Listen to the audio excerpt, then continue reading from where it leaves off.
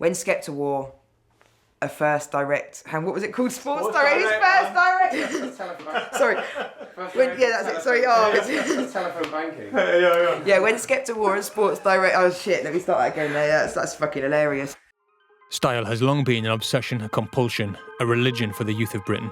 Every generation provides its own sartorial tribes who find empowerment and excitement through new looks and different beats. From Doc Martens and two-tone to jelly shoes and American jazz funk, all the way to Supreme and Odd Future. These disparate scenes come together to tell the story of an alternative Britain.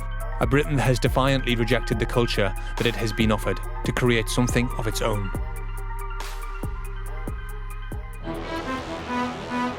Important symbols of American power have been hit today by a series of devastating terrorist attacks. 2 planes attacked the World Trade Center in New York, sending the Twin Towers crashing to the ground in clouds of smoke and dust. 2001, a year into a new millennium, and the world had changed forever.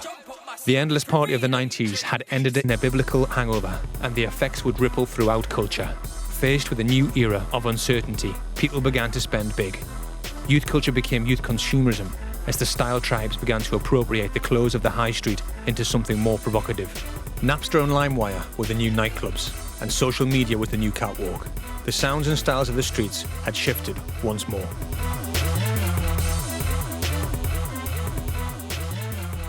This is actually from May 2005, so 10 years ago, and it's really cool because 90% of the people in this are actually still relevant. In 2003 in East London, it was very, very different to it was now. You didn't go on Hackney Road, it was the Murder Mile, it was dark times. There wasn't a lot of opportunity, the youth clubs were being shut down, everyone was going to UK garage clubs. If you were 18, 19, even myself at 21, 22, I didn't wear high heels, so I couldn't get into those clubs. So if you didn't wear head-to-toe Moschino or head-to-toe Versace, and you weren't into splashing champagne on dance floors, there wasn't really an avenue for you to hear music you wanted to hear. This was also the first time that we'd seen technology available to us that we could actually use, and we didn't need to learn how to go into a studio and operate a mixing desk. This was the declining garage scene's younger, angrier brother. The music was made on laptops and played out on pirate radio. The people making it had been denied club culture, but raised on mass culture. It was a frenetic, furious youth scene, built by technology and informed by the increasingly difficult circumstances around it. It was a very, very different sound to anything we'd heard. So when we first heard it, we were referring to it as grimy garage, because there were still elements of 4/4 and two-step in it, but then grimy garage eventually got whittled down to grimy sounds and then became grime. The internet existed, but everyone was talking on forums. There was no Grime Daily, there was no SBTV as we have today. It was very much chat and a few photos, and then whatever the magazines were publishing.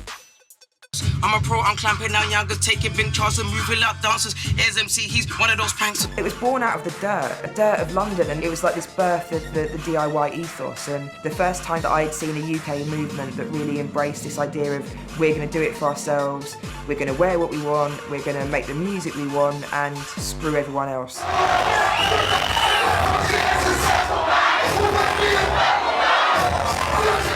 On a Saturday, you go and check out the latest DVDs. So Risky Roads, Target's Aim High, then you had the Eskimo Dance DVDs, as well as the Sidewinder ones. And this was the only way you could fully be embraced in the culture of grime. Things like Risky Roads were showing you this is what's going on in the street. And this was pre-YouTube. There wasn't WeTransfer or any of these other, file sharing services that we have now. We take it so much for granted. Lowdown, what's going on? Ape High, part 2, fucking up the streets. I want you to know that it's a sunny day. We're kind of warm on the streets, and I mean like metaphorically warm. I wasn't going to raves at that point. I was too young for that. I think that was kind of around the time when even having a fake ID didn't get you into anywhere. For me at that time it was more listening to music than making music. LimeWire was basically a peer-to-peer, which is like person-to-person, like sharing. You would kind of connect to someone else who had the tune and you could download it off them. I remember you'd be trying to download a whole batch of tunes. If someone went offline or something, you'd be like, it's 50%. Quality wasn't really an issue, especially when you're playing it on a tiny phone. There's a lot of violence and a lot of drug taking, a lot of drug dealing, a lot of things that almost forced the star at the time to be inconspicuous. You didn't want to be seen. You listen to the tunes and they're talking about it. They're talking about the life they're living, and I think that kind of spoke to the youth, made that underground culture. The style of grime was utilitarian, anonymous, hardware for the roads. With its Air Force Ones, fitted caps, tracksuits and Averex jackets, it was part Wu-Tang, part jungle, part mass sportswear comfort. The boys we're talking about that were making grime, they'd partly grown up on American hip-hop, but then they were also listening to garage and they were listening to jungle. I love you, I love you. You'd see lots of the American hip-hop styles coming over, so the massive Averex jackets, academics, tracksuits, and also people wearing stuff really baggy. So the kind of skinny jeans we see now, they never, ever, ever would have been allowed back in the day. I don't think you could even buy skinny jeans back then.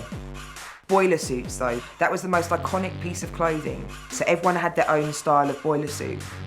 There was something anonymous about wearing a boiler suit and a cap. It was like the middle finger to the CCTV, or you go in the shop, no one knows who you are, you know. You can't be told to take your hood down if you haven't got one on. There was another side to the fashion as well, which was the garage side still coming through. People like Wiley, who actually made garage records, him was still wearing the Moschino and the Versace and the Iceberg. The Iceberg thing was the bomb at the time. Everyone wants to make money, obviously, and succeed and do the best they can as an artist. The harsh reality is when you enter a contract with a major label, you're entering a business deal, and that deal says you have to sell records. If the label say, we're going to put you in with this producer, this record's going to make you a good turnaround because you're going to get live bookings out of it, then why wouldn't you do it? Tinchy would have been a fool not to have done the records he did. Same with Tiny Temper, same with all the other guys who, maybe potentially lost their slight grime way. Sometimes a really good part of losing yourself or losing the music is when you do come back full circle, it's 10 times better. And that's the kind of position I feel we've got to now.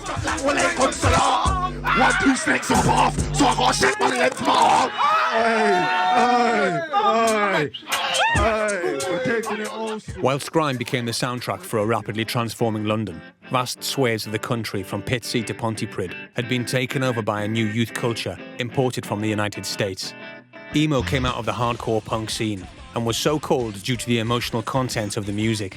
It seemed to appeal to a generation of suburban kids who were raised on Jackass, American Pie, and the new mega shopping complexes popping up around the country. Like grime, it was angry, but in an introspective and cautious way. We'd missed the grunge movement, Cobain had killed himself long before I cared about music. The hardcore movement had come out in the 80s. That died out in kind of 84, 85. And then you had the kind of post-hardcore movement. It kind of went away from the militant thing of the hardcore scene. They were bored with it, it became commercialised. I hate that they say no dancing, blah, blah, blah, that fucking PC shit. And you dance at hardcore shows and you fucking have fun. Half my life was in London with my dad, and then my mum lived in Devon. We had these bands from America, so things like Fugazi, Embrace, Rites of Spring, and very few of them ever came to Devon. We were getting these skate videos come over, and that was a great way to get into music. Tony Hawk skateboarding, the soundtrack that went along to that was just kind of pivotal. So I guess it was more internalised. There wasn't the big rebellion, They're just going to rebel against your parents for being so supportive. Doesn't really make much sense. Going into secondary school, that's I think when you start to find out about different music, mainly because the older kids and what they're getting into. Their stage shows and their albums are a scandal from coast to coast in the USA, and they make their UK TV debut right now, here, with Wait and Bleed, the one, the only, Slipknot! A friend of mine, he taped that and brought it in. We wheeled in the kind of the school TV with the VCR, kind of trundled it along. They put this on and I'm like, what the fuck is this? It was loud, it was aggressive, it was in your face. And you're like, okay, yeah, I can buy into this. Nu metal went up and died very, very quickly with only a few bands kind of lasting.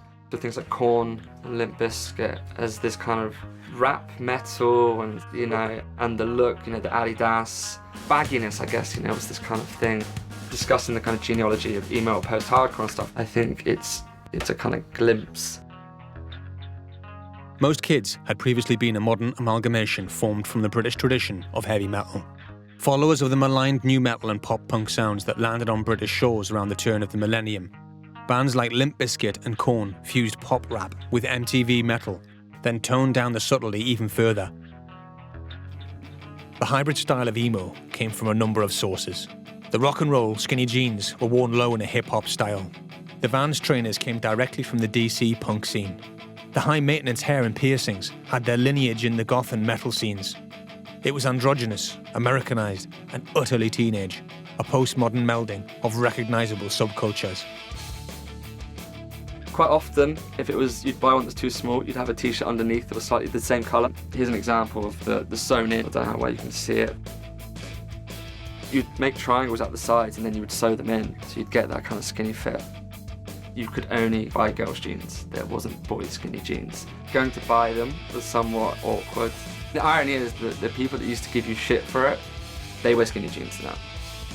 The kind of emo label had like gendered connotations. The look reiterated that for people as well. The skinny clothes, spiked belts, you wear girls' jeans, straightening of the hair. A lot of friends, that's where they started getting involved, was getting the same haircuts. This wasn't stuff that we could buy in the shops. Even things like Kerrang weren't really involved in it. They got into it much later. So social media, MySpace, and things like LimeWire and Kazaa became really kind of fundamental. And things like MSN Messenger, where we would talk to one another. Oh, have you listened to this band? Have you checked out this band? And friends would have friends in. That's how you'd get people involved. And you'd have these kind of group chats, things going on. You know, what bands do you like? And even things like the name on MSN Messenger, you know, you could write, you know, what you wanted to be, so often it would be some sort of lyric or whatever, like kind of, you know, further aligning yourself within the scene. I wanted the shop by a shop that captured how you felt when you walked into a club.